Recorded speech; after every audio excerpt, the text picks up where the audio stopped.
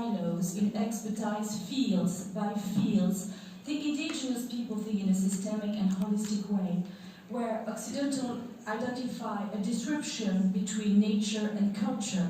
Indigenous people respect Mother Earth and can heal and identify when she suffers. Transitional justice processes have been built through colonized lenses. However, we need to integrate a long-term vision of sustainable peace. This cannot be done anymore only with the goal to institute a liberal economy in disconnection with nature and the protection of the integrity of the earth. The nominated chair for peace is an academic chair which tends to build bridges between cultures in order to promote sustainable peace and rights of future generations. These new visions in terms of rights of future generations is a change of paradigm for Occidental people. These can help them be trained in the systemic complexity and prospective thought.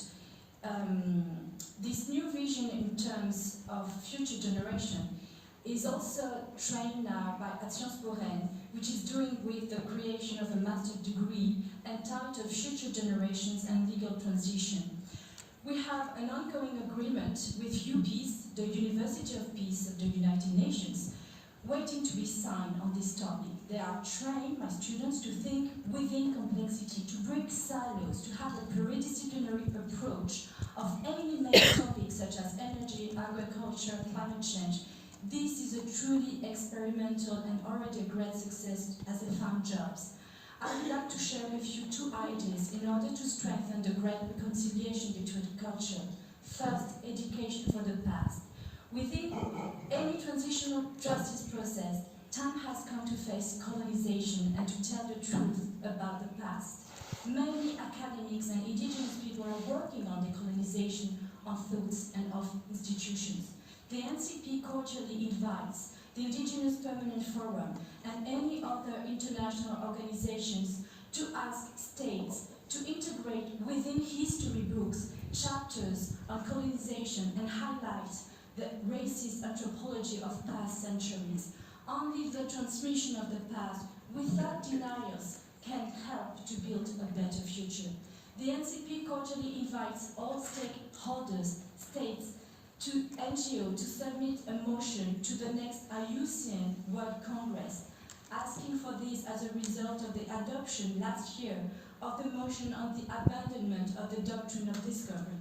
Since last IUCN Congress, there is room for indigenous people at the same table as states and as NGOs with a unique and important advancement. NCP cordially urges the diffusion of this information through all indigenous communities. Second, education for the future.